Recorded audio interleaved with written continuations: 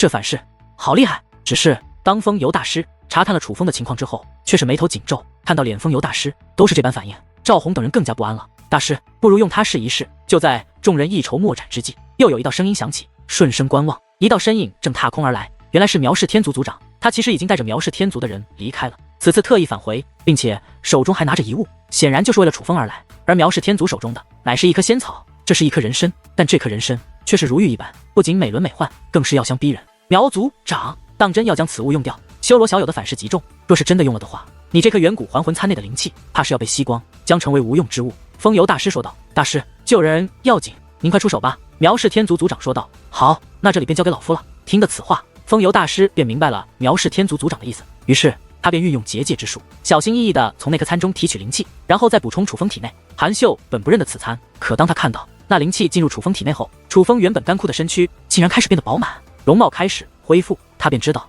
此参定然是大有来头，不愧是远古还魂参，还真是能够起到起死回生之效。眼见着楚风气息开始恢复，密洞群圣喜出望外的同时，也是赞叹连连。他们都是知道这远古还魂参的，这远古还魂参乃是专门医治遭受反噬之人的，并且医治效果堪称奇效。但此物传自远古，极为稀少，稀有到什么程度？密洞群圣一直想要弄到此物，可凭借他们的本事，却一直没有弄到。多谢了。见楚风好转，赵宏也是对苗氏天族族长施以义礼。赵宏恢复当初的记忆，对于这远古还魂参也是有所印象。可是当初的他也只是听闻过此物，从未见过，所以他也是深知此物的珍贵。苗氏天族族长愿意将此物拿出，可以说是牺牲很大。而最关键的是，此物救了楚风的性命，这是哪里的话？今日修罗少侠本可杀我们，但他却仁慈放过我们一马，这份恩情我苗某铭记于心。再者，修罗少侠天赋异禀，乃少见之天才，若今日真的就这样陨落，对于我们修武者而言皆是不幸。而我收藏这颗参本就是救人之物，今日能救修罗少侠，也算是我苗某的荣幸了。苗氏天族族长笑着说道。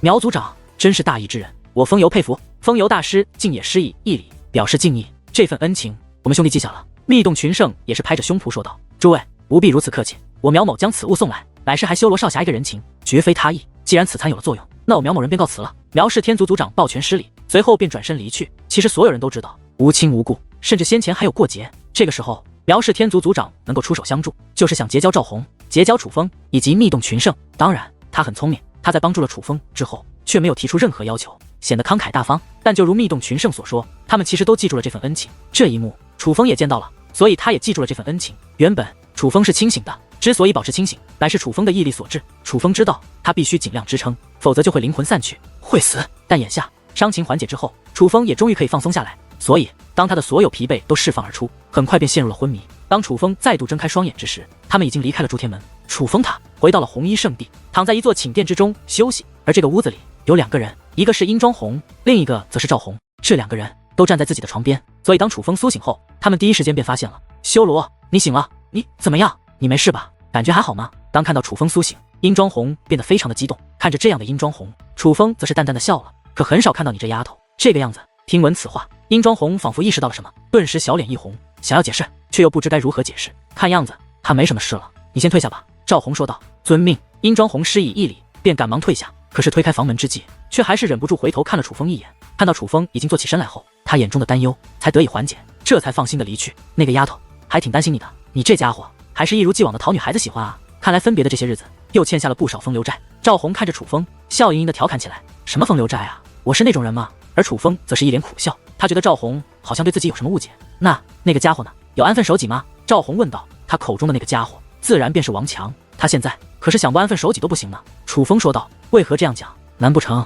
他遇到了什么麻烦？听闻此话，赵宏虽然表面波澜不惊，可那目光以及语气都彰显了他的关切。他很担心王强这件事。说来话长，我慢慢与你说。随后楚风便将当初他前往大千上界分开，并且后来又在虚空神树内遇到王强的事情告诉了赵宏。当然为了避免赵宏担心，楚风并未讲述关于那是血魔尊的危险性，自然也就没有提是血魔尊当时对自己动了杀心。想不到我相中他竟有如此运气。而得知王强并没有大碍，反而是得到了机遇之后，赵宏也是面色转喜。说说你吧，你这段时间到底是经历了什么？还有你与韩秀他又是怎么回事？楚风问道。对于赵宏的经历，楚风也是非常的好奇。我并不是不想去找你们，而是当初在通天之路内，我与你们分开之后，我就回到了轮回上界。而当我回到轮回上界之后，我就被唤醒了当初的记忆，但同时我却也丧失了一些记忆，关于你和王强我都不记得了。赵宏说道。随后经过赵宏的讲述，楚风也是大概明白了当年的经过。原来早在多年之前，赵弘明震诛天星域之际，轮回宗就已经为赵弘准备了一场轮回仪式，所以就算诸天门不对赵弘出手，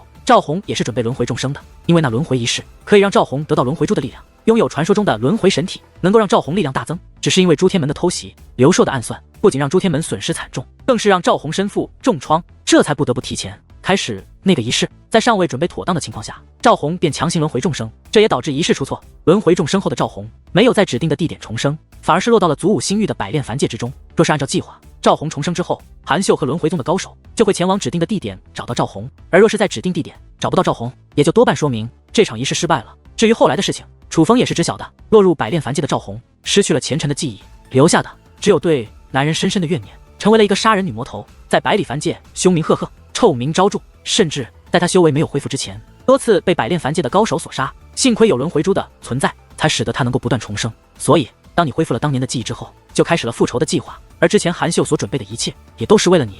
楚风问道。其实不用赵弘说，楚风也已经知道，韩秀不惜一切代价都要从密洞群圣那里弄到阴阳锁魂绳，为的乃是赵弘，包括后来让楚风帮忙融合与魂魄有关的材料，也是为了赵弘，那一切都是为了帮助赵弘恢复力量所用。笑儿他对我一直忠心耿耿，其实他竟然已经贵为红衣圣队掌教，以他如今的身份和地位，完全不用再为我冒险。但是他见到我的时候，便决定不顾一切的帮助我。提起韩秀，赵弘也是颇为动容，毕竟当轮回宗中也有其他幸存者，可是那些人为了自保，都已经隐姓埋名躲藏了起来，可韩秀他却还能这样忠心耿耿，这的确是一件令人感动的事情。毕竟当韩秀选择帮助赵弘的时候，就代表着他要放弃现在的一切，与诸天星域最强大的势力抗争，这是用命在帮。那你是什么时候恢复记忆，什么时候想起我们的？楚风问道。关于你和王强的记忆，隐隐间一直是有的，只是记不太清楚了，也不能确定，就像是一场梦一样。后来在秀儿帮我凝练魂魄的时候，我便让他在修炼的材料中加入了一些能够恢复记忆的材料，所以当我灵魂凝练成功之后，也恢复了对你们的记忆。本来我打算处理完刘硕和诸天门之后，就去祖武星域的大千上界找你们的，却不曾想你也在诸天星域，并且还救了我一命。赵弘说道。哪里是我救了你一命，明明是你救了我一命。楚风笑着说道。虽然在秀儿的帮助下，当年的仪式得以完成，使得我修为大增，但却并未做到完美，所以我根本没有得到真正的轮回神体，只是增强了修为，增强了战力而已。若不是发现舍身救我之人原来是你，我想我也不会突然觉醒体内的力量，使得修为突破，所以还是你救了我。赵弘再度看向楚风，眼中涌现出了感激之色，就连他的语气也充斥着感激之情。他很清楚，若不是楚风出现，他其实是不敌刘硕的。当日他与韩秀都将战死，我还以为是你藏了一手，原来是突然突破的。楚风笑着说道。他是在开玩笑，他自然早就看出赵弘是临时突破，他也很清楚，赵弘若是一开始就有那种修为，不可能让自己受苦，也更不可能让楚风受苦，而是一开始就收拾掉了诸天门掌教等人。只是看赵弘忽然变得一脸凝重，楚风才开个玩笑，缓解一下气氛。你还是这么拼？面对这样的楚风，赵弘瞥了楚风一眼，但嘴角却勾起了一抹甜美的笑容，因为这样的楚风才是赵弘所熟悉的楚风。虽然当初在轮回上界，赵弘光芒闪耀，可那一段人生却活得很不自在。他从出生起就被寄予厚望，背负重任，甚至交朋友都要谨慎，他一点也不自由。而尽管流落到百炼凡界之前，身为魔女的日子也是非常凄惨，可后来遇到楚风与王强后，他却经历了不一样的人生，那样的冒险，那样的友情，那样的生活，已成为他心中最美好的记忆。对了，你说你并未得到轮回神体，是缺少了什么吗？还是哪里出错了？忽然楚风问道。是缺少了一样东西，轮回珠。虽说经过重生仪式，轮回珠的力量早就融入我的体内，但轮回珠内仍有残余的力量，所以导致我体内的轮回力量并不完整。唯有找回轮回珠，将那参与的轮回之力融入我的体内，我才能彻底得到轮回神体。赵弘说道。我知道轮回珠被谁拿走了。楚风说道。楚风当初知道赵弘身世，乃是从布衣老僧口中得知，而在告诉了楚风赵弘的身世后，布衣老僧就将赵弘身上的轮回珠取走了。他取走轮回珠，是为了让赵弘不再重生，不让赵弘继续作孽。当时楚风与赵弘乃是敌对之人，所以没有阻止，反而很是感激布衣老僧。但现在想一想，却是有些后悔了。我知道是谁拿走的。赵弘说道。你也知道。楚风有些意外，因为当时赵弘并不在场，关于此事，楚风也并未与赵弘提过，所以他以为赵弘并不知晓此事。我当然知道，不然你以为他是如何知道关于我的事情的？赵弘淡淡的笑道。看来你还有秘密，不妨说说，这究竟是怎么回事？楚风已经意识到布衣老僧与赵弘的关系似乎并不简单，很可能布衣老僧取走那颗轮回珠也是与赵弘有关，但具体是怎么一回事，楚风也无法断定，所以他也是有些好奇。后来经过赵弘的讲述，楚风也总算知道了当初的情况。原来赵弘落入百炼凡界后，虽然失去关于前尘的记忆，但偶尔也会想起一些片段。在楚风和王强遇到赵弘之前的一个时期，赵弘就想起了关于前尘的所有记忆，只是赵弘发现自己天赋大减，远不如当年，便觉得自己是轮回仪式失败。再想到身上背负的仇恨，赵弘愤怒的同时，更多的却是挫败感。他觉得以他此时的天赋，根本无法为轮回宗复仇，更是辜负了家人的期望。所以当时的赵红根本没有想过回到轮回上界，他觉得他没有脸面对家人，他决定一直留在百炼凡界。可是做了这个决定之后，赵红却也有了其他顾虑，因为赵红意识到他的状况很不稳定，哪怕恢复记忆，很可能也是短暂性的恢复，他很快将会丧失记忆，失去理智，继续化为一个只有怨恨的女魔头。为此，避免这种情况，赵红便开始使用手段来改变自己，其目的就是让自己保持正常人的意识，就算记忆再度丧失，最起码也不再做滥杀无辜的女魔头。只是赵红也不能保证自己成功，若是失败的话，那可能这一辈子都只能在百炼凡界做一个女魔头。而除此之外，还有另外一个冒险的方法，这个方法就与他的轮回意识有关。其实轮回珠的力量并没有那么神奇，并不难能让人无限轮回、无限重生。赵红能使用轮回珠的力量，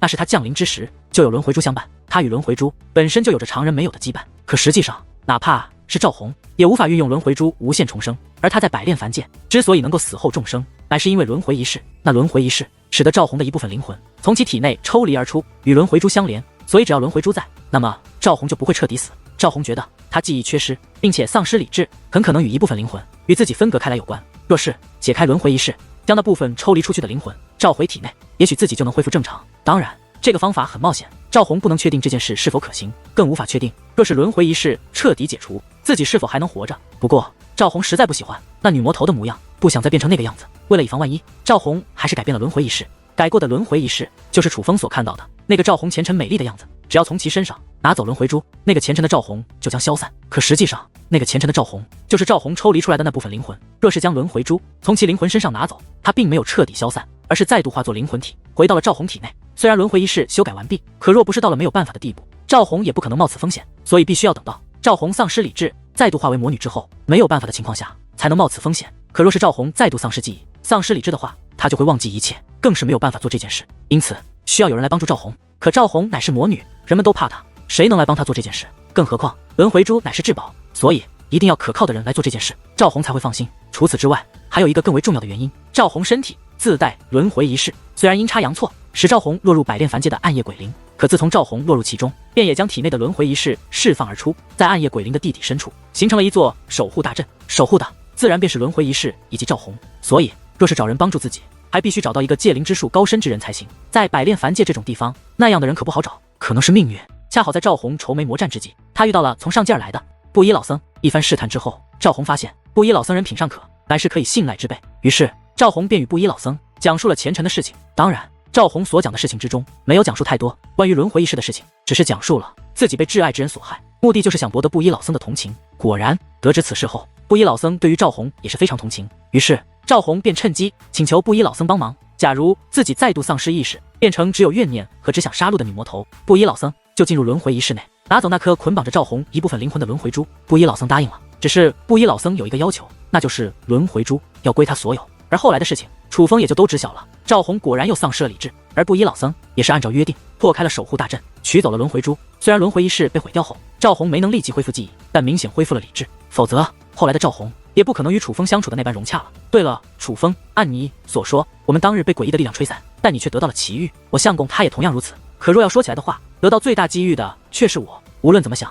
那力量都像是在帮助我们，你不觉得此事非常的奇怪吗？忽然赵红对楚风问道，你是不是也觉得当初我们被分开，其实是有人在故意帮我们？楚风问道，若不是有人帮我们，那我们经历的一切根本就解释不通。赵红说道，其实我也这样想过，只是我也不知道是谁在帮助我们。其实楚风早就猜测，那力量将他们分隔开来并非是机缘，而是有人故意帮助他们，并且楚风心中有一个猜测，他觉得那个帮助自己的人很可能是自己的父亲楚轩辕。当然楚风这个猜测毫无根据，完全是自己的猜测和直觉，所以也就没有与赵红说。既然你也不知道的话，那看来就很难知道这位暗中帮助我们的贵人是谁了。赵红感叹道，若那位想让我们知道，我们迟早会知道的吧，若他不想，那我们也就不要猜了。楚风说道。赵红赞同的点了点头，对了，你为何要伪装身份？若不是听到你的声音，我还真被你骗了。忽然赵红用那好奇的目光看向了楚风，我已经回到了家族之内，但如今的我和我的家族在这方天河之内都太过渺小，而我你是知道的，总是喜欢惹是生非，所以不想给家族和朋友引来麻烦，便只能用另外一个身份了，这样也自在一些。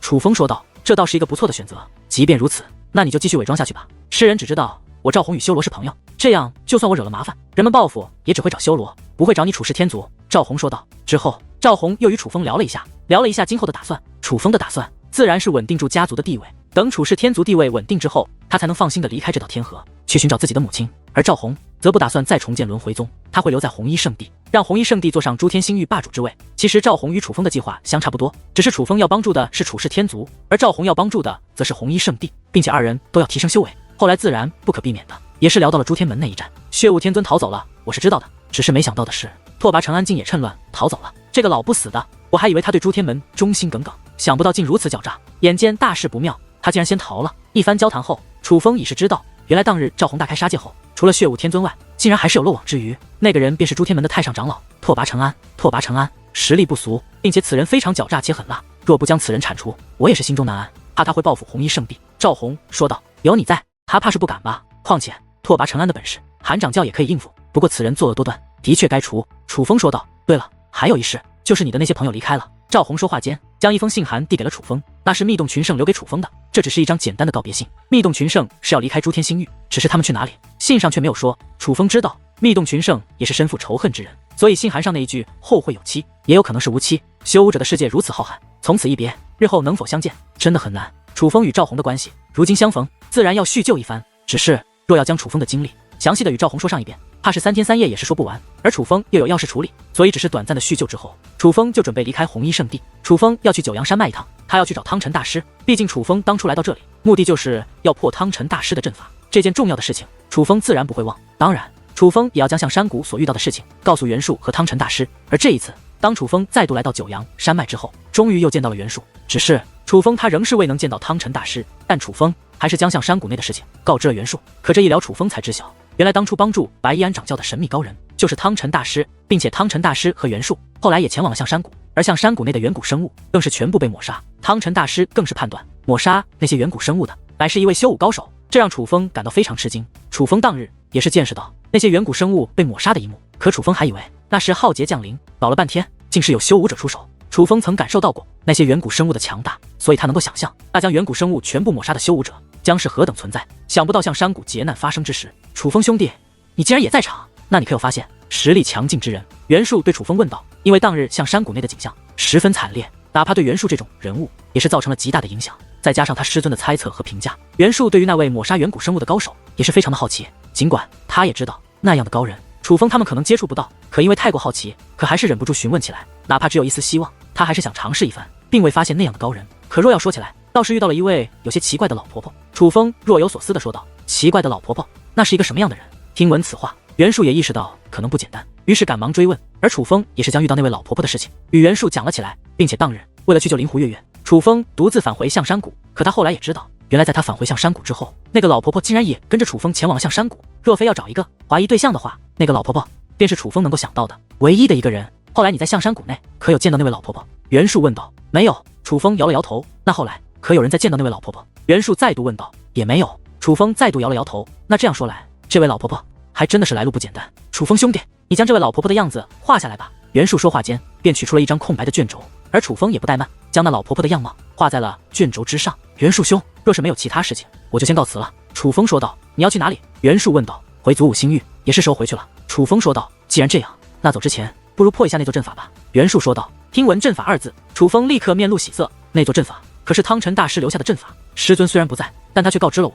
那阵法在何处。你现在可以挑战他老人家所精心布置的大阵了。袁术说道。看来我终于可以完成牛鼻子前辈交给我的任务了。得知终于可以闯阵，楚风也是变得兴奋起来。楚风兄弟，这座阵法可是我师尊耗费了多年才布置而成的阵法，这也是我师尊他与牛鼻子前辈赌上名誉和尊严的阵法，你可千万别大意，这座阵法的难度会超出你的想象，搞不好还会负伤。袁术一脸凝重地提醒道。对于汤臣大师所布的阵法，我楚风自然不敢大意，但我楚风既然敢来，就早已做好了准备。楚风依旧面带笑容，而他的笑容则是非常的自信。楚风兄弟，不愧是牛鼻子前辈选中之人，就冲你这份自信，我袁某便佩服。随我来吧。看楚风如此自信，袁术也是露出笑容，他也非常期待楚风接下来的表现。虽说换个角度而言，他们乃是竞争对手，按理来说他本该希望楚风失败，可是看他的样子，他似乎更希望楚风成功破阵。在袁术的引路下，楚风来到了七阳山脉的禁区。与其说是七阳山脉的禁区，其实不如说此处是另外一个世界，这是由汤臣大师重新开辟而出的世界。来到阵法之前，楚风就意识到这座阵法的不简单，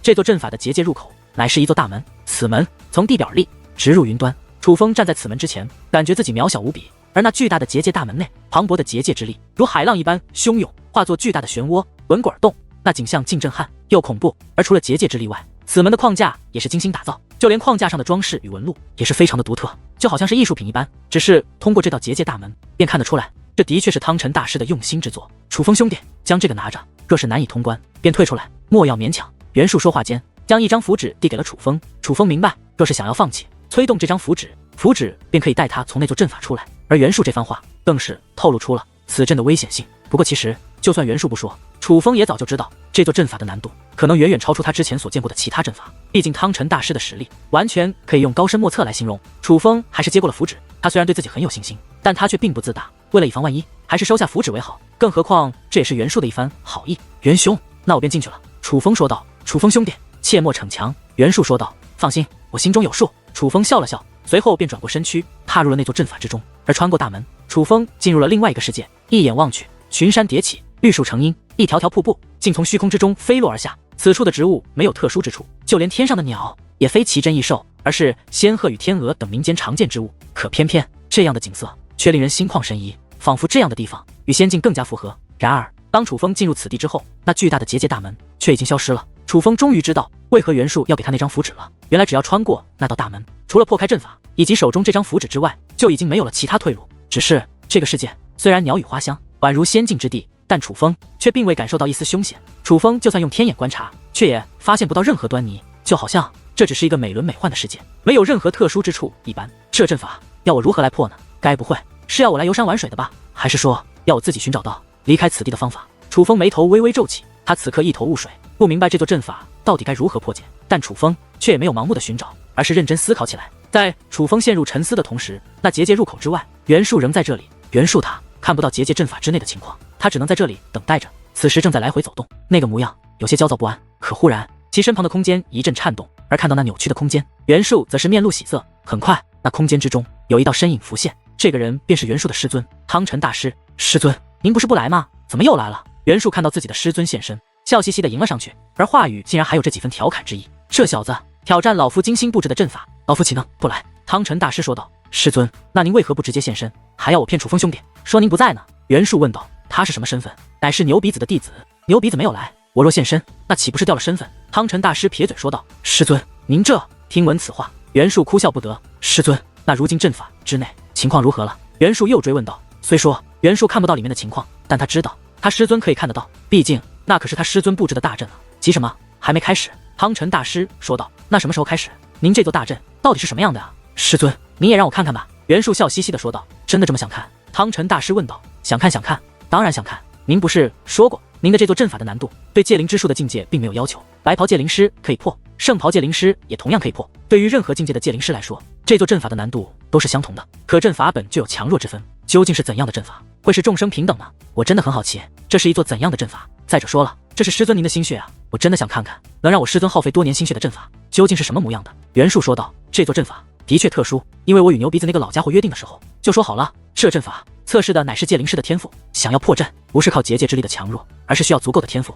以及异于常人的悟性才行。总之这的确不是一座寻常的阵法。汤臣大师说道。既然是这样的话，那您为何之前不让楚风兄弟破阵，现在却让他破阵了呢？袁术问道。为什么？你今年多大了？汤臣大师没有回答袁术，反而问起了袁术。今年507岁。袁术回道。那你是何时踏入的龙纹级圣袍境？汤臣大师问道。是在100年多前，那个时候我403岁。袁术回答之后又赶忙问道。师尊，您为何突然问我这些？哼，没用的东西。汤臣大师瞥了袁术一眼。师尊好端端的，你怎么又骂我呀？此时的袁术又茫然又委屈，已经被他的师尊弄糊涂了。为何骂你？老夫耗尽心力栽培于你，你花费400多年才踏入龙纹级圣袍，而楚风这个小子还不足100岁，却已经踏入了龙纹级圣袍，你说我为何骂你？汤臣大师越说越气，那个架势恨不得狠狠地抽袁术2个耳光。毕竟他栽培袁术本身就是为了和牛鼻子老道的赌局，可是现在来看，从天赋方面，他所挑选的袁术就已经败给了牛鼻子老道所挑选的楚风。楚风兄弟他修为又进步了，这速度也未免调快了吧？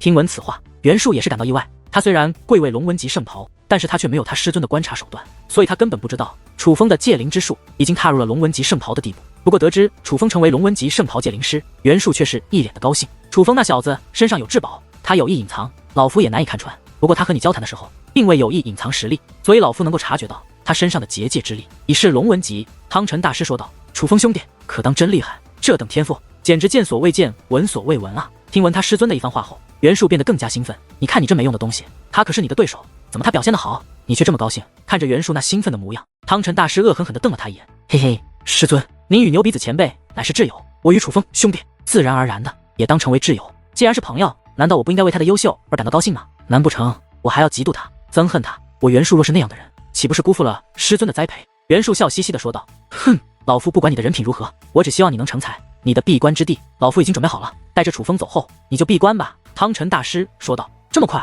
听闻此话，先前还有脸兴奋的袁术竟然有些慌了，因为他师尊与他说过，这次闭关若是不能成功，就不让他出关。什么时候成功，什么才能出关？因此，袁术对于此次闭关，袁术也是有着极大的压力。你踏入龙纹级圣袍已经100多年了，若再无法掌握龙变之感，你就废了，懂吗？汤臣大师说道：“我知道了，师尊，弟子定然不会让师尊失望的。”袁术也是一脸认真，宣示着他的决心。换做平时，袁术这般态度，汤臣大师定会感到欣慰。可眼下则是不然，汤臣大师根本没有理会袁术，而是双眼发直，似是看到了什么惊人的东西。这小子竟然这么快就领悟到了。汤臣大师叹道：“师尊，已经开始了吗？”见状，袁术意识到应该是楚风已经开始破阵了。求您了，师尊，让我也看看吧。弟子给您跪下了。袁术说到做到，竟真的扑通一声跪在了汤臣大师的面前。虽说袁术在旁人眼中是一个高高在上的大人物，尤其在轮回上界，那在世人眼中是站在界灵之术巅峰的袁术大师，他可是连弘一圣地的面子都不给的存在。可是他在他师尊汤臣大师的面前，却如同孩子一般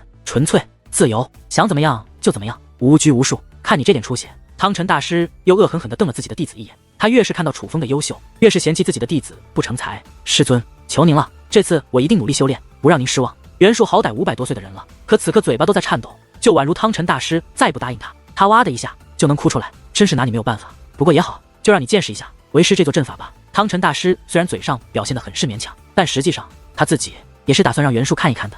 毕竟这座阵法可不是寻常的阵法，他引以为傲的作品，自然希望有人品鉴，否则岂不是白白耗费了他多年心血？汤臣大师大袖一挥，那巨大的结界门开始剧烈颤动，紧接着那磅礴的结界之力竟然开始变化，那本缓缓旋转的结界之力开始变得稳定下来。很快，那结界之力竟然如同水一般。再看那结界大门，已是化作了一座竖立起来的湖面，而湖面如镜，从中也是能够看到楚风的身影。不止楚风的身影，就连哪方天地都是映射得清清楚楚。忽然，阵阵轰鸣自那结界大门之内传来。原来，那结界门不仅能够映射出了楚风此处的身影，就连楚风所在之地的声音也是可以呈现而出，甚至就连那方世界内的气息，袁术都能感受得到。楚风所在世界的一切，袁术都感受得清清楚楚，简直就是身临其境。此时，楚风盘坐在一片茫茫草原之上，可这方天地早就不再平静，大地在剧烈的颤动，山川崩塌，丛林消失，尘土飞扬之间，无数巨大的裂痕将地表之上对于一切吞噬。可任凭如此，楚风却依旧稳如泰山，纹丝不动。当大地塌陷之后，他的身体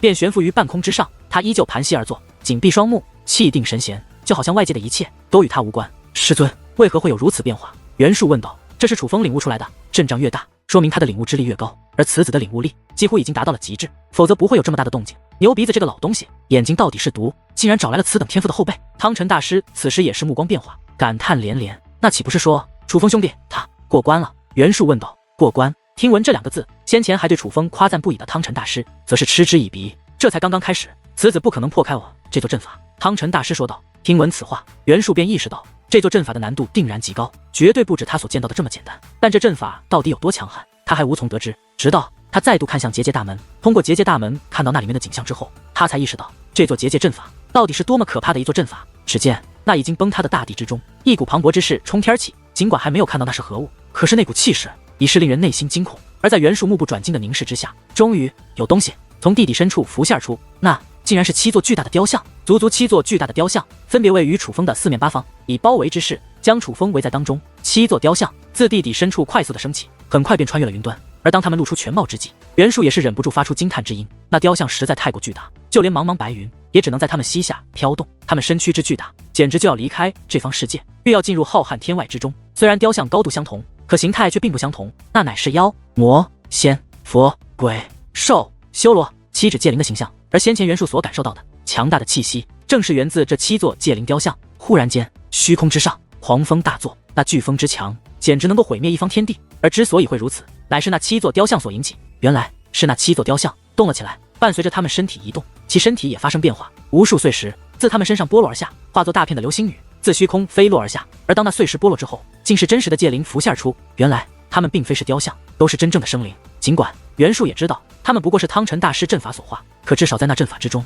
他们是具有生命的，是宛如神灵一般的存在。哪怕袁术在阵法之外，也能感受到他们的强横，连他都觉得自己渺小。师尊，这样的阵法，你叫楚风兄弟他如何破解啊？袁术对其师尊问道。之所以这样问，是因为袁术他已经意识到，那7只戒灵乃是来者不善，他们的目标正是那楚风。只是如此强大的存在，楚风应当如何对抗呢？这简直就是一场还没开始就已经注定结局的对抗。若是好破的话，那就不是我的心血。汤臣大师说道。可是这是不是有些过了？袁术问道。放心，这阵法不会要他性命，但他若是无法破阵，教训则是难免的。刚好也可以通过他，让那牛鼻子知道老夫对于这场赌局是认真的。汤臣大师说这话的时候，脸上流露着满满的自信之色。他对于这座阵法有着绝对的自信，而他的自信也预示着楚风必然是要失败。他在这里看着眼前的一切，乃是要亲眼目睹楚风失败，同时欣赏自己的成果。看着他师尊这个模样，袁术也是无可奈何，他无法改变一切，于是再度将目光投向大阵之内。虽然他已经知道那7只戒灵会对楚风出手，但他也想看一看，当这7只戒灵出手之后，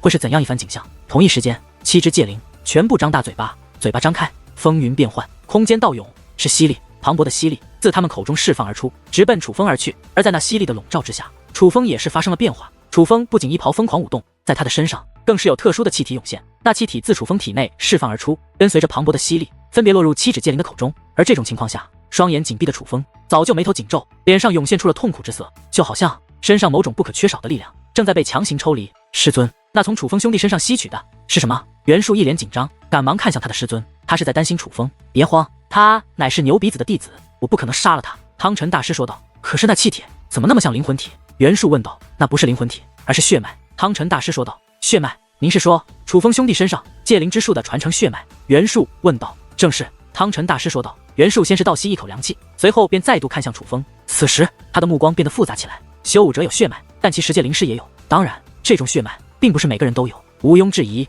能够拥有血脉的戒灵师，都是天赋极强的戒灵师，那是与生俱来的天赋，是注定要成为戒灵师的人，并且是能有一番成就的人。其实不是每个人都能成为戒灵师的，可是随着修武者的手段提升，可以将精神力进行转移，所以导致那些本无法成为戒灵师的人，也可以成为戒灵师。举个例子，在九州大陆那种地方，戒灵师可是非同一般的存在，之所以会有那样神圣的身份，正是因为大部分人都无法成为戒灵师。而在上界这种地方，基本每个人都掌握戒灵之术，唯一的区别只是强弱而已。但实际上，这些人并不是每一个都是天生的戒灵师，大部分不过是转移了精神力，强行成为的戒灵师。而袁术他能够被汤臣大师选中，正是因为他的体内流淌着大部分人都没有的戒灵师的血脉，并且他体内那戒灵师的血脉还相对纯正。可尽管早就知道戒灵师也有血脉的存在，但相比于修武的血脉之力，戒灵师的血脉之力更为隐晦。就连袁术他也是第一次看到戒灵师血脉的形态，这便是我们戒灵师的血脉，竟然如灵魂一样美。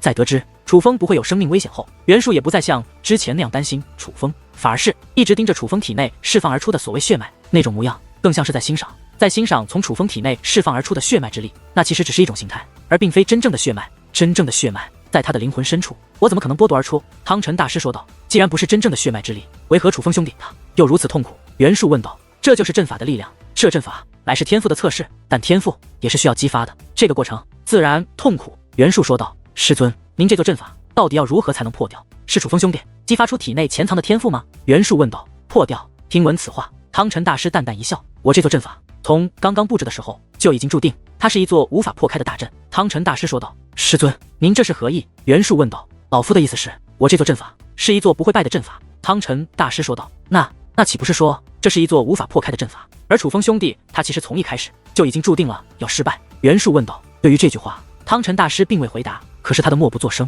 却也等于默认了袁术的话。师尊，您这样做未免有些太狡诈了吧？这样有失公平啊！袁术眉头微微皱起，虽然做这件事的是自己的师尊，可是正直的袁术仍在替楚风抱不平。狡诈公平？然而对于这略带指责的话语，汤臣大师却是不以为然，甚至有些不悦。哼，要论狡诈，我岂能狡诈得过牛鼻子那个老东西？你放心吧，若是你去破那牛鼻子布置的阵法，你也一定是以失败告终。那个老东西是一个什么样的人，我实在太了解了，这么多年我就从来没赢过他，他什么下三滥的手段没对我用过。既然你注定要失败，那我自然也要让他的弟子败在我这里，至少这样一来，我能保证这场赌局我不输。汤臣大师说这番话的时候，情绪都变得激动起来，能看得出来，他当年被牛鼻子坑得不惨，虽是挚友，但也是怨念颇深。师尊，这赌局真的这么重要吗？袁术问道。当然重要，若不重要，老夫能精心培养你吗？老夫输了那么多次，这一次一定要赢那个老东西，至少我不能输。汤臣大师竟然变得越发激动，甚至面露怒容。面对这样的汤臣大师，袁术也是赶忙闭嘴。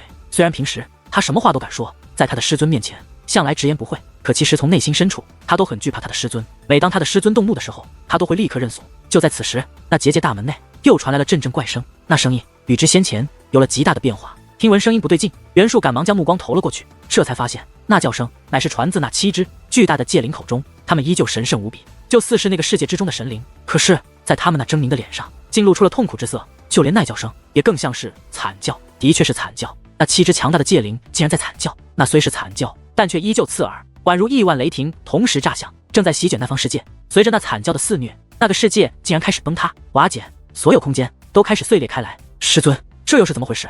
为何会忽然有如此变化？袁术震惊的同时更是不解，于是看向他的师尊，想要寻求答案。可是这才发现，他的师尊竟然消失不见了。师尊，人呢？师尊，师尊，师尊。袁术又呼唤了几声，但却都没有得到他师尊的回应。怎么这种关键时候人就不在了？也太不靠谱了吧！您把阵法弄得如此复杂，这叫我怎么看啊？看得迷迷糊糊，都不知道是发生了什么。袁术有些埋怨他师尊都不与他讲解阵内情况就离开了，搞得他在关键时刻不明所以。这热闹看得有些憋屈，可哪怕如此，他还是将目光却再度投向了那结界大门。既然他的师尊不在，那他就只能靠自己去猜测阵内为何会有如此变化了。不对，楚风兄弟的血脉之力好像也有了变化。忽然，袁术的目光变得明亮起来，他发现楚风体内所释放出的血脉之力有了变化，那血脉比之前更为浓郁，并且散发着光芒。那光芒并不耀眼，可是当袁术看到那光芒之后，他的灵魂深处竟然有了变化，那种感觉就像是恐惧一般。怎么回事？为何只是看到那血脉之力，我的内心会如此压抑，甚至竟有些恐惧？难道说袁术整个人都变得不好了？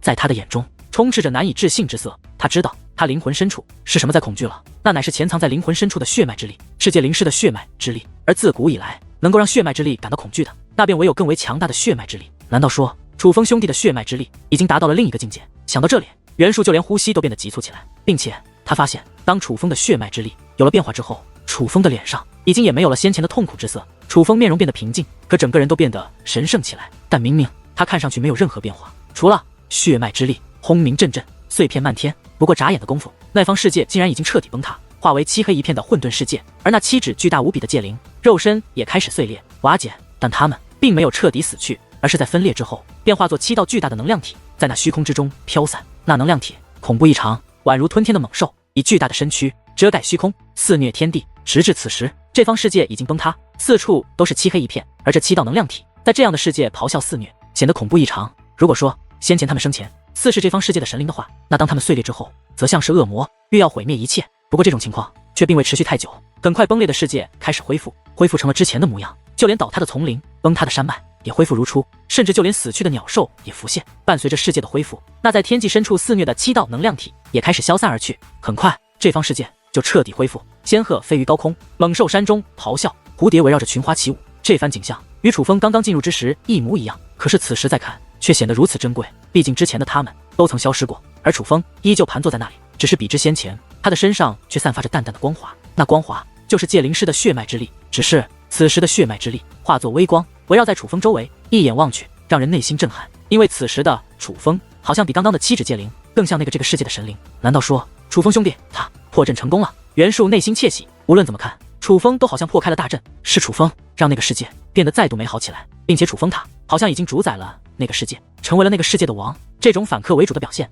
不就是破开阵法的表现吗？可突然之间，刺耳的轰鸣自9天深处传来，原来在9天之上出现了一道极大的阴影，阴影出现，立刻笼罩了虚空和大地，那片天地再度陷入了黑暗之红。仔细观看，原来9天深处的乃是一道身影，看不清他的面容，看不清具体形态，但他却大到覆盖了整个世界，哪怕先前那7指界灵的体积加到一起，也远不及此物的1%。当他出现之后，一只巨大的手掌也是伸向了楚风，那手掌所过之处，虚空迸碎，一切尽毁，原本恢复的世界再度随着手掌的降落而遭到毁灭。那手掌距离楚风明明还有很远的距离，可是强大的风力已是提前而至，吹得楚风衣衫狂舞，长发奔腾。楚风脸上的痛苦之色更是变得越来越浓。该死！终于，楚风睁开了双眼，他看着虚空之上缓缓落下的巨手，眼中涌现出了2种目光，一种是不甘心就这样结束这一切，而另一种则是绝望。亲眼看着那从天而降的巨手，楚风知道那是他根本无法战胜的力量，是现在的他无论如何都无法战胜的力量。看来只能到此为止了。尽管很不甘心，但楚风却没有太多犹豫，而是拿出了一张符纸。那张符纸乃是先前袁术交给他的符纸。楚风催动符纸，符纸立刻化作一团力量，将楚风包裹。力量包裹过楚风之后，便开始急速缩小，很快便消失了。当那力量消失后，楚风的身影也是随之不见。与此同时，在阵法之外，袁术的身旁也有一股力量浮现，那力量正是符纸所化的力量。只不过此时出现的力量与结界阵法之内却又不同，结界阵法内是由大到小，可是此时的力量刚出现的时候却是非常之小，紧接着开始扩大，而当那力量扩大到一定地步后，便如气泡一般破碎开来，而楚风的身影也是在其中浮现而出。不过值得一提的是，在楚风出现的同时，那结界大门便恢复了正常，不再像之前一样映射结界世界内的情况，而是化作了最初的模样，就好像在故意不让楚风发现。楚风兄弟，你没事吧？袁术见楚风出来后，也是赶忙上前关切地询问起来。尽管他也知道楚风表面情况不大，但他并不知道楚风灵魂是否受损。袁兄，我没事，只是汤臣大师的阵法实在太过厉害，现在的我根本无法破解。楚风苦笑着说道：“那阵法的确太难了一些，也是难为你了。”袁术说这话的时候，眼神中隐藏着一抹惭愧，毕竟他知道不是楚风无能，而是这座阵法本身就是一座无法破解的阵法，这是一座无解的大阵。楚风那个人的实力在他的师尊汤臣大师之上，否则便绝对不可能破开这座阵法。楚风是被摆了一道，所以他才很惭愧，可是偏偏他又不能出卖自己的师尊，这便让袁术对楚风的愧疚之情更为浓郁了。我楚风此次的却败了，但是我不会轻易放弃的，我一定会破开此阵。楚风说这话的时候，目光坚定之色彰显出了他必破此阵的决心。楚风兄弟，这阵法只能挑战一次，若是败了便是败了，没有第二次机会了。袁术说道：“袁兄，我知道规则，这一次我是代表牛鼻子前辈挑战，但下一次则是代表我楚风自己。”楚风说道。看着这样的楚风，袁术却不知该如何回答是好，毕竟就算再试上10000次，楚风也破不开这阵法。之后楚风又与袁术闲聊了一番，随后便决定告辞，而袁术更是亲自将楚风送到了七阳山脉之外。只是告辞之前，楚风却像忽然想起了什么事情一般，于是赶忙回头：“对了，袁术兄，日后汤臣大师回来，请务必替我好好感谢一下汤臣大师。”可是此话说完之后，楚风又脸色一变，随即笑道：“算了，还是以后有机会我自己亲自感谢他吧。袁术兄，告辞了。”话罢，楚风抱拳施礼，随后便离开了七阳山脉。楚风兄弟刚刚的话是为何意？难道他发现那阵法是无法破开的阵法了？看着楚风离去的身影，袁术若有所思，不过他并未停留太久，而是转身回到了那座禁地，来到了那座不败大阵的入口处。师尊，楚风兄弟都走了，您还不现身吗？袁术高声问道，他的语气也是有些不善。他其实是想替楚风讨个公道的，而直觉告诉他，他的师尊还在此处，所以他才会回到这里。果不其然，袁术此话说出之后，不远处的空间一阵颤动，随后汤臣大师的身影便浮现而出。只不过与袁术预想不同的是，汤臣大师没有兴高采烈，反而是无精打采，那个样子就好像受挫了一般。他在靠近袁术之后，更是扑通一声坐在了地上，随后从腰间抽出了一杆烟袋，点燃之后吧嗒吧嗒的抽了起来。见此情形，原本还想埋怨他师尊几句的袁术，顿时心中一紧。他对他的师尊还是了解的，他师尊有一个毛病，平时从不抽烟，但是当他师尊受挫之后，便会不停的抽烟。每一次他师尊抽烟的时候，都是遇到了极大的挫折，所以看到他师尊拿出那杆烟袋的时候，他就意识到似乎有不好的事情发生了。师尊，您这是怎么了？遇到什么难事了吗？袁术上前问道。汤臣大师没有回答，而是吧嗒吧嗒的继续抽烟，这让袁术更加慌了。他还是第一次看到他的师尊这个样子。终于，汤臣大师放下了手中的烟袋，是我败了。汤臣大师说话的时候，居然连声音都变得有气无力。您败了。而袁术则是有些摸不清头脑。那七指戒灵就是那阵法的最终奥义。那七指戒灵吞噬破阵者的血脉，会扰乱其心智，使其灵魂遭受折磨。若是继续坚持，便会精神崩溃，陷入昏迷，至此便破阵失败。可是那楚风的血脉实在太强，使得七指戒灵难以承受，竟然硬生生的将那阵法的最终奥义击碎。汤臣大师说道。可是后来的那道虚影，不是将楚风兄弟吓得退出了阵法吗？袁术问道。非也，自从七指戒灵破碎之时，他就已是破阵成功。难道你看不出来？那个时候他已经反客为主，成为了那阵法世界的主宰吗？汤臣大师问道。那么那道强大的虚影又是怎么回事？袁术问道。那是我不甘心就这样失败，所以进入阵眼，将自己的力量灌入其中，逼迫楚风认输。汤臣大师说完此话，便开始大口大口地吸着手中的烟袋。原来那是师尊所化。听到这里，袁术已经明白了，楚风已经破阵成功，只是他师尊不愿让楚风成功，所以才运用自己的力量将楚风逼出大阵，让楚风误以为是他破阵你失败，但实际上楚风已经成功了。这也难怪他的师尊会如此的挫败，毕竟他师尊先前还信誓旦旦、自信满满的说那是一座不败的阵法，可转眼间就被楚风破解开来，并且楚风破解那座阵法似乎也并没有做出太大的牺牲，甚至在袁术看来，楚风破开那座阵法可以说是相对轻松的，但那可是他师尊耗尽心血、引以为傲的阵法呀。如此阵法却被楚风他如此轻易的就破开了，所以他理解他的师尊为何会变成这个模样了。面对这种情况，换作是他，想必也会非常的难受。奶奶的，牛鼻子那老东西真是走了狗屎运，怎么这样的后辈都能被他找得到？忽然，汤臣大师大骂起来，无论是他的语气还是他的表情，都将他对牛鼻子的羡慕表现得淋漓尽致。师尊，楚风兄弟他的血脉之力的确很强，因为我之前看到他血脉之力的时候，能够感觉到我自己的血脉之力被压制了。袁术说道：何止是你，当他的血脉之力变化之际，就连老夫的血脉之力也被压制了。汤臣大师说道：什么？竟然连师尊你也？尽管袁术早就意识到楚风的血脉之力厉害，但听闻汤臣大师的这句话后，他才发觉他似乎还是低估楚风的血脉之力了。但很快袁术目光一动，他似是想到了什么。师尊，您曾说过吕界的界灵师血脉非常之强，那吕界的血脉若与楚风兄弟相比，又当如何？忽然袁术一脸凝重地问道：吕界是何人物？他是非常清楚的。吕界可以说是当今圣光天河内新一代界灵师最强横的代表。汤臣大师一直以来都是让袁术以超越吕界为目标的，可是袁术却被吕界越甩越远。但他们二人明明年纪相仿，当初也是相差不多的，可现在却……所以吕界在袁术心中有着特殊的地位。吕界对他而言不是一个简单的天才，更像是一座难以逾越的高山，那是一股压力，一股极大的压力，甚至只要想到这个名字，他都会感觉压抑的喘不过气。吕界和楚风比，他拿什么比？他吕界若是的，楚风便是天，他怎么比？他凭什么比？当被问到吕界与楚风之后，汤臣大师却表现出了对那吕界深深的鄙夷。牛鼻子啊，牛鼻子，你这老东西真是不简单，难怪这么多年都找不到弟子。本以为是你运气不好，一直找不到良才，今日我才明白，原来你不是遇不到良才，而是在精挑细选，最后而到底还是被你这老东西憋了一招大的。输了，你这弟子远在我这之上啊！汤臣大师说这话的时候是充满了羡慕和嫉妒的。原来楚风兄弟的血脉之力竟已达到这种地步，好，这可真是一件好事。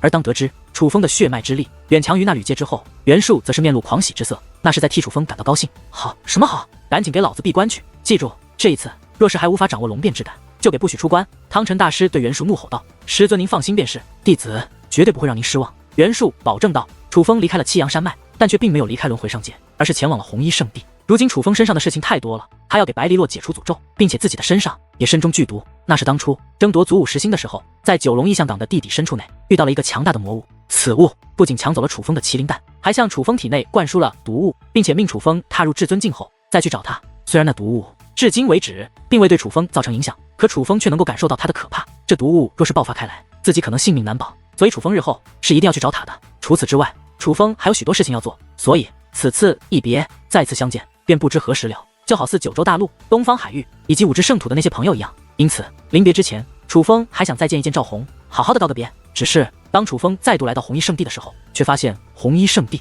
竟已变得热闹非凡。圣地之外出现了许多其他势力的人，并且那些势力还都是在诸天星域有着名号的强大存在。这些人为何来此？楚风想都不用想便知道原因，自然是来讨好红衣圣地的。毕竟当日一战可有着不少势力的人亲眼目睹了过程，他们都知道赵红才是如今诸天星域的最强者。虽说赵红没有重建轮回宗，可他与韩秀的关系大家都看在眼里。换句话说，他们表面上是来讨好红衣圣地，但实际上是来拜会赵红这位当今诸天星域最强者的。换做之前的红衣圣地，面对这种情况可能会将众人拒之门外，但是此次却是热情款待。见到这一幕，楚风就明白，在赵红的示意下，红衣圣地也是做好了成为诸天星域新一任霸主的准备。他们热情款待，自然不会是畏惧这些势力的实力，相反，他们热情款待乃是想让众人知道，他红衣圣地的确是要做这诸天星域的霸主了。因为惧怕红衣圣地，所以无论前来的势力是何身份，都是整齐有序而来，并且飞行高度不敢超过红衣圣地，这是对红衣圣地的敬畏，也表示他们对红衣圣地的臣服。然而就在楚风将要靠近红衣圣地之时，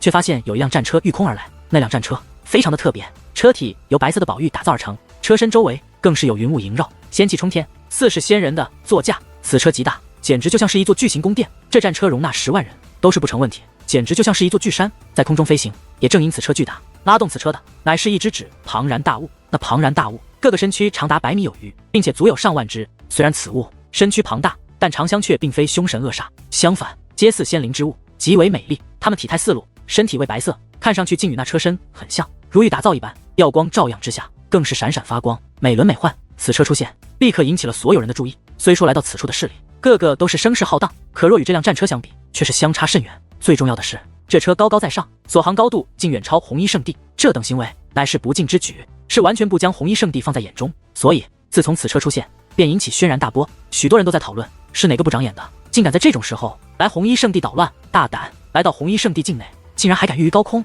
立刻滚下来，否则我赵某人要你好看。这不，有人看不过去了，竟然跃上高空，拦在了那辆战车前方。此人名为赵永州，实力不俗，乃是诸天星域内一方上界霸主，拥有着一品至尊的修为。他此举其实乃是想要拍红衣圣地的马屁，同时也是彰显他为红衣圣地效力的决心。忽然之间，一道白光自战车之内飞掠而出，直奔赵永州而去，并且那白光速度极快，一闪而过。只听突的一声，鲜血飞溅之间，便从赵永州的身体穿过，紧随其后，赵永州便失去御空之力，就似断线的风筝，从高空飞落而下。见状，赵永州的手下赶忙御空而起，搀住了这位掌教大人。掌教大人！可是很快，阵阵哀嚎却也随之传来。仔细一看，在场的众人皆是骇人大惊，因为那拥有至尊境修为的赵永州竟已没有了生命气息，他死了。见此一幕，众人皆是瞠目结舌，那可是至尊境强者，竟说杀就杀了，且杀得如此随意。那么战车之内究竟是何方神圣？不管是谁，这来者绝对是非常强横的存在，并且来者不善。可那他们到底是谁呢？难道是和风雷剑派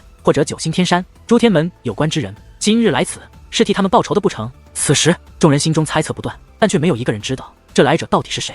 但眼见情况不对，也没有人敢再轻举妄动，就连红衣圣地的众位长老也是严阵以待，不敢贸然出手。终于，那辆战车来到红衣圣地的近前，紧接着有3道身影从战车之内走了出来，是这3名男子，有着相同的装扮，一袭白色长衫，极为飘逸。最重要的是，他们的衣衫竟然如那战车一般，衣衫之上有云雾萦绕，所以根本看不清他们的面容，只能看出大概的轮廓。虽然只是大概的轮廓，但却也看得出他们个个样貌不俗，乃是俊美男。他们身上应该有隐藏至宝，因此无法断定他们年龄，也无法感应他们修为。可哪怕如此，他们身上的强大气场也是让在场的许多人深感压力，甚至有的人被吓得连大气都不敢喘，生怕一个不慎招惹了对方的不高兴，而换来灭顶之灾。虽然隐藏得极好，但凭借楚风敏锐的感应力，当这3名男子出现之后，楚风能够感受得到他们的目光，他们的目光几乎同一时间锁定在了同一个人的身上，那个人便是红衣圣地的首席弟子殷庄红。这样的目光让楚风心中一紧，他们的目光让楚风意识到，这些人的目的似乎不是红衣圣地，而是殷庄红。韩秀显然也感受到了那些人的目光，于是他先是站到了殷庄红的身前，将殷庄红护在身后之后，才开口：“诸位，不知来自何地，来我红衣圣地又有何贵干？”为首的一名男子打量了一下韩秀之后，也是开口：“你便是红衣圣地的掌教。”他的声音非常年轻，但却高高在上，是以俯视的姿态来与韩秀交谈。正是，不知你是？韩秀知道对方很不简单，所以就连他也是谨慎的询问：“你们这种垃圾，不配知道我们是何身份？”那名男子说道。他这样一番话，让在场的许多人都感到不知所措。韩秀是何人？他可是红衣圣地掌教，3品至尊境的高手。如今诸天门被灭，红衣圣地将成为诸天星域的霸主。虽说大家敬畏的都是赵红，但至少名义上韩秀也是诸天星域的主人啊。可这位竟然说韩秀是垃圾，那他这番话可不仅仅是在侮辱韩秀，更是侮辱了在场的所有人。殷庄红看不下去了，那可是他最敬仰的师尊啊，岂能被人如此侮辱？他本想走出去质问对方，但却被韩秀拉了回来。但殷庄红仍是愤怒的开口了：“你是什么人？胆敢这样与我师尊说话？”殷庄红指着那男子说道。殷庄红的这个举动让所有人都心中一紧，这些人不仅来路不明，更是极为霸道，只因赵永州拦在路前就将其抹杀，足以看出这些人的狠辣。连韩秀对这些人都客客气气，这种时候殷庄红竟做出这样的举动，天知道接下来会发生什么。可是令人意外的是，那名男子并未动怒，反而是意味深长的笑了：“脾气倒不小，与你妈妈一样。”而他此话一出，莫说殷庄红愣住了，就连韩秀以及红衣圣地的许多人也都愣住了。与外人不一样的是，身为红衣圣地的人，他们都很清楚殷庄红是什么样的人。殷庄红乃是韩秀从小便收养在红衣圣地的，并且殷庄红的眼睛很特殊，这也是红衣圣地的高层都知道的。除了那双凌厉的眼睛外，殷庄红的修武天赋就更不用说，所有人都觉得殷庄红日后的成就将不可限量。正因如此，从一开始殷庄红就被红衣圣地当作未来的掌教来培养，简直视如己出。但是对于殷庄红的身世，他们却不得而知，因为殷庄红是被捡来的。可现在这位竟然说殷庄红和他的妈妈很像，言外之意就是他知道殷庄红的来历，并且他们与殷庄红的家人也多半是相识的。所以此时韩秀等红衣圣地的人已经知道这些人的目的了，他们的目的多半就是殷庄红。诸位，你们到底是什么人？难道你认识庄红的父母？当发现对方与殷庄红身世有关，韩秀也是赶忙询问起来：“我说过我们是谁？你这种垃圾没资格知道。不过殷庄红今日我们要带走，因为你们这种地方不配拥有他。”那位说话之间身形一转，竟然绕过了韩秀，来到了殷庄红的身前，并且已经伸出手去，是想将殷庄红强行抓走。见此情形，韩秀自然不会同意，于是赶忙释放威压，想要将韩秀护在身旁，滚开。可是只见那男子大袖一挥，便有狂风掀起，此风之强，不仅将韩秀的威压吹散开来，就连韩秀也是难以承受，被那狂风卷飞开来。他这一出手，也是释放出了威压，所有人都能感受得到，对方修为远在韩秀之上，其修为乃是5品至尊境。可就在下一刻，又一道身影出现，他出现在了韩秀身旁，将韩秀从那狂风之中解脱而出。紧接着那位更是抢先一步，将殷庄红抓在手中，且远离了那名男子。而当这位出现之后，天地之间顿时响起了一片叫好声，因为此时出手之人不是别人，正是隐于暗处的赵红。胆敢阻我！被赵红抢先一步，那名男子也是有些不悦，只见其脚步向前一踏，不过轻轻一步，可是却跨过数千米的距离，只是一步便来到了赵红身前。与此同时，狂风大作，威压四射，那位出手了，抬手一拳直奔赵红面门而去。这一次他已经不只是想抓殷庄红那么简单，而是对赵红发动了攻势。不过面对此人攻势，赵红则是身形一闪，不仅轻松躲过，更是抬手一掌向那名男子反攻而去。不过那名男子显然也不是吃素的，面对赵红那携带劲风的手掌，他没有闪躲，反而是单手握拳向赵红的迎来的手掌轰了过去。他这是要与赵红硬碰硬，拳掌相对，赵红倒退10步，而那名男子则是在倒退足足数百步之后才勉强稳住身形，并且此时人们都能看到，在他的手指上面竟然出现了鲜红色的掌印。所有人都知道，刚刚这一次对决乃是赵红占了上风，找死！被赵红击退，那名男子怒火更盛，枪的一声，一把长剑出现在其手中，那乃是一把品质极佳的半程尊兵。此剑亮出，竟有蓝色气焰，此剑体释放而出，与那名男子的身体相连，就宛如那把剑本就是他身体的一部分。剑气入体，那名男子的战力也是随之大增。怜惜，你不是那姑娘的对手。可就在男子将要再度出手之际，却有一道苍老的声音自那战车之内传来，那声音非常的平静，没有蕴含一丝威压。可是当那声音响起之后，在场的所有人都是内心一颤，包括楚风和赵红也不例外。没有见面，没有感受威压，可只是对方这一开口，便让所有人知道那是一个何等强大的存在，那是一个凌驾于所有人之上，可以抹杀在场所有人的存在。哪怕赵红在他的面前也是弱小不堪，震惊、不安、恐惧这样的情绪出现在每一个人的体内。尽管早就意识到对方实力强大，可却没有想到竟然强大到了这种地步，这来者竟是他们根本无法抗衡的存在。诸位不必太过紧张，我们今日来此并无恶意，非常感谢你们照顾庄红这么多年，但他终究不属于你们这里，所以让我们将他带走吧。这不仅是为庄红好，也是为你们自己好。那位老者的声音再度从战车之内响起，他与那名男子完全不同，他的语气非常和善，就像是在与人商量。可是当他开口时，人们内心的恐惧却达到了极点。这老者带给人们的压迫感比那名男子要强得多。你们要带走庄红，需要给我足够的理由，最起码要让我们知道你们是谁。倘若你们是庄红的家人，你要带走他，我们自然不会阻拦。但庄红乃是我的弟子，我需要对他负责。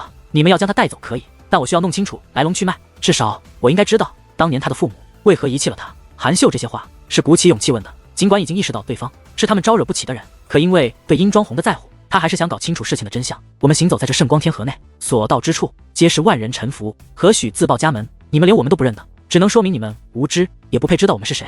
那名先前被赵红击退的男子说话间便向殷庄红走去，他又想强行将殷庄红带走。见此情形，赵红则是冷哼一声，他的眼中涌现出了怒意。赵红性格暴烈，想来天不怕地不怕，他可不管对方是谁，若不将话说清楚，今日他绝对不会允许任何人将殷庄红带走。猛然间，天地变化，一股强大的气息笼罩了这方天地。当那气息出现之后，所有人都是难以动弹，感觉自己快要死了一般。而那气息正是自那战车之内传来，因为境界差距实在太大，没有人能够感受得到对方的修为。在对方强大的威压面前，人们只觉得自己非常的渺小，同时深深的恐惧。虽说对方只是束缚了他们，连杀意都没有释放，可很多人仍被吓得愁眉苦脸，冷汗连连。更有胆小的，吓得都哭了出来。这也不能怪他们，毕竟那战车内的老者太强了，他拥有意念之间便可以将他们所有人全部杀死的强大力量，是真正的能够掌握在场所有人生死的存在。他本就不属于你们这里，莫要阻拦。那老者的声音再度响起，依旧平静和三。可当他的威压释放而出的那一刻，人们就已经明白，这位虽然语气和善，实际上却他与那3名男子一样，他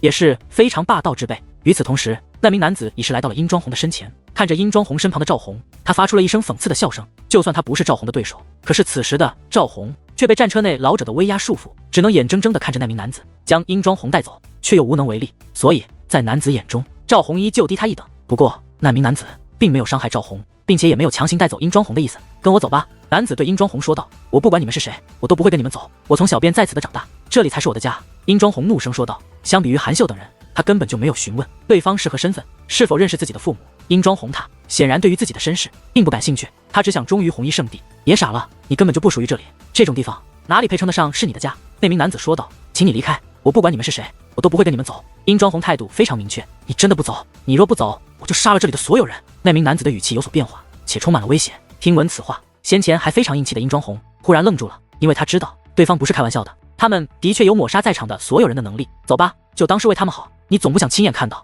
他们死在你的面前吧？男子说话间便一把抓住殷庄红的胳膊，随后便拉着殷庄红向战车之内拉去。而殷庄红也没有挣扎，他不是服从了，而是害怕他挣扎之后韩秀等人遭受牵连。看着殷庄红被人强行拉走，尽管红衣圣地的人很不甘心，但却并没有人开口阻拦。他们不是不想阻拦，而是事已至此，他们都很清楚，他们今日根本无法阻拦对方，执意阻拦也只是无用之功罢了。若是真的惹怒了对方，他们红衣圣地今日可能都将不复存在。放开他！可就在众人认命之际，却有一声声音在天际响起。定目一看，所有人都是神色一动，就连那3名男子也不例外。甚至相比于众人，那3名男子眼中的意外之色竟更为浓郁，因为那发出怒喝的乃是楚风。